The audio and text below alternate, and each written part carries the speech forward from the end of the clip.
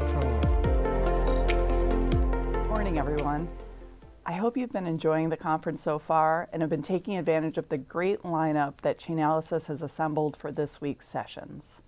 Let me begin by extending a thank you to Chainalysis for inviting me to speak this morning. And while I wish I could be with you all in person, it's nonetheless a privilege to address this group and share a few perspectives on the increasing focus that OFAC is placing on virtual currencies. As this group is acutely aware, the remarkable growth of the virtual currency ecosystem in recent years has opened a world of both possibilities and risks. Despite this growth, many of the underlying issues stemming from its misuse are not new. We have witnessed the benefits of financial innovation in the past, and we have also had to take measures to confront some of the unintended consequences. OFAC's work in this space reflects this reality.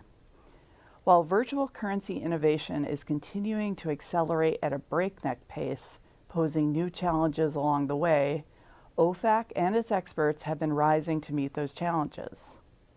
With precedent-setting sanctions actions against novel categories of targets, guidance to the public on complying in this changing environment, and enforcement actions that convey the gravity of ignoring sanctions prohibitions, we have made persistent progress towards promoting a safe and compliant economy in the virtual currency space.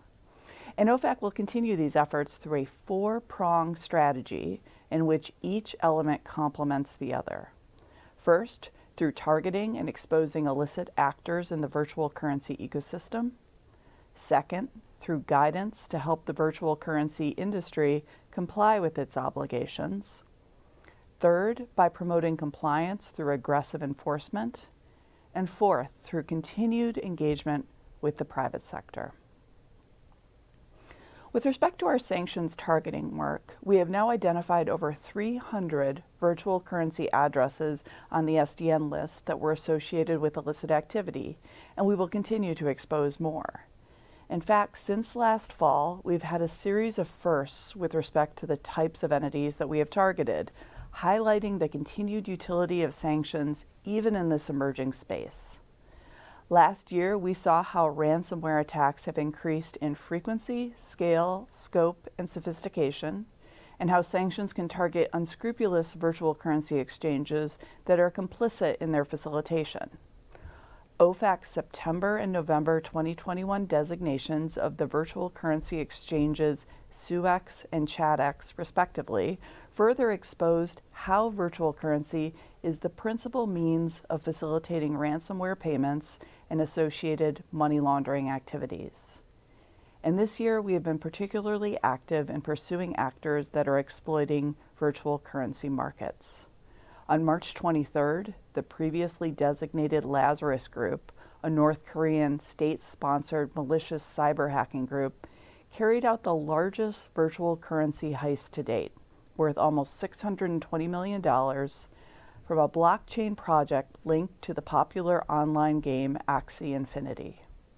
Following this unprecedented theft, OFAC added virtual currency addresses that contain these illicit proceeds to our SDN list.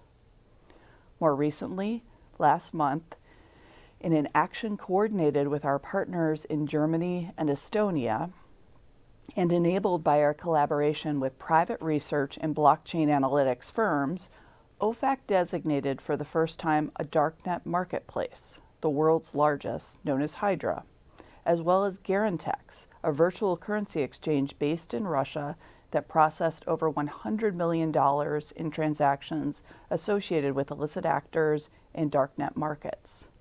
OFAC listed more than 100 wallet addresses tied to the two entities. Hydra almost exclusively used virtual currency as the form of payment for a wide range of illegal goods and services, including ransomware as a service, hacking services and software, stolen personal information, counterfeit currency, stolen virtual currency, and illicit drugs. And less than 2 weeks ago, for the first time ever, OFAC designated a virtual currency mixer, Blender.io, as we continue our campaign to disrupt North Korea's malicious cyber-enabled activities and the laundering of stolen virtual currency. Blender operates on the Bitcoin blockchain and facilitates a variety of illicit transactions by obfuscating their origin, destination, and counterparties. Blender was used to launder Bitcoin from the Axie Infinity heist and has also been used to launder Bitcoin for Russian-linked ransomware groups. As you've seen, many of our actions have exposed the role that virtual currencies can play in facilitating a range of malicious activity. And OFAC's sanctions efforts will necessarily continue to address the abuse of these emerging assets and related technologies in all domains. Now, these targeting efforts not only expose and disrupt illicit actors, but they aid in promoting compliance across the virtual currency industry. As noted, Treasury is committed to tracing illicit virtual currency and placing associated wallets and addresses on the SDN list in order to enable the industry to more easily screen for and prevent transactions with sanctioned persons. In particular, we're specifically asking industry to do 4 things with the data that we are publishing on our SDN list. First, the virtual currency industry should identify and block these addresses and any associated accounts. Second, the industry should use the addresses and other identifiers included on the SDN list to identify other virtual currency addresses that are not listed, but that may be associated with the same blocked persons. Third, the industry may consider conducting historic look-back reviews of transactional activity after OFAC lists a virtual currency address on the SDN list to identify further connections to the listed address.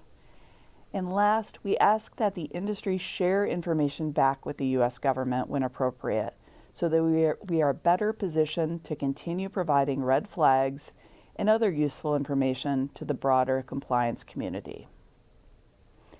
On that note, OFAC has increasingly sought to provide guidance to the industry over the past year. This past fall, we published a brochure titled Sanctions Compliance Guidance for the Virtual Currency Industry, emphasizing that OFAC sanctions compliance obligations apply equally to transactions involving virtual currencies and those involving traditional fiat currencies. I encourage you to read and digest this guidance if you haven't had the chance. The document underscores compliance best practices and red flags to look out for in the virtual currency industry, as well as the importance of adopting a risk-based approach to sanctions compliance. And now, a note on enforcement. OFAC's approach to enforcement in this space punctuates and complements our targeting and compliance network efforts. As Deputy Secretary Adeyemo observed at last November's Links conference, our preference is for industry to police itself so that we don't have to.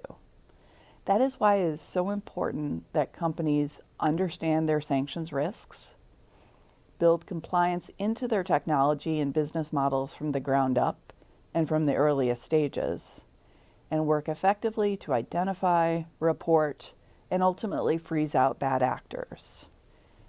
And where we see companies failing to heed these lessons and enable malicious actors to exploit their platforms and products, we won't hesitate to act, as our recent enforcement actions highlight. Remember that OFAC authorities are strict liability. No intentionality is required for OFAC to find a violation. At the same time, we'll continue to be governed by OFAC's economic sanctions enforcement guidelines in determining an appropriate response to an apparent violation. And as those guidelines make clear, a virtual currency company's implementation of a risk-based sanctions compliance program, voluntary disclosure to OFAC, cooperation, and remedial measures may be considered as mitigating factors in any enforcement response. Finally, continued engagement with the virtual currency industry is essential to the success of our broader efforts. To that end, OFAC interacts with the virtual currency sector regularly through public outreach events and through our phone and email hotlines.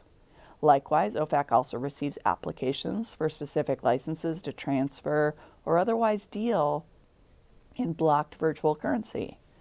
We encourage those in the industry to use these voluntary communication channels to seek guidance and provide information.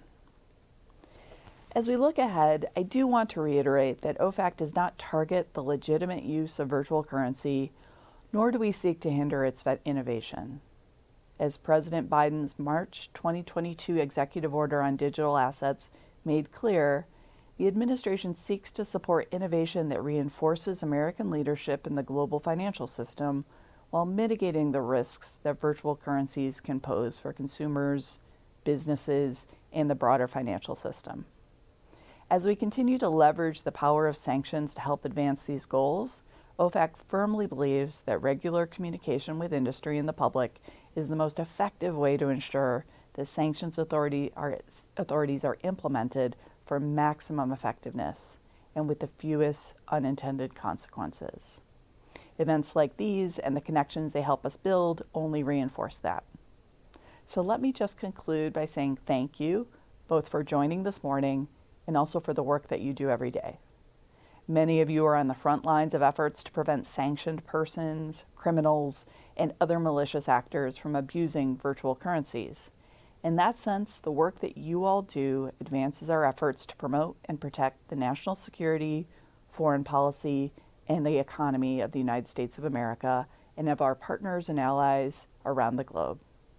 Thank you again, and I hope to connect with many of you on a future occasion in person.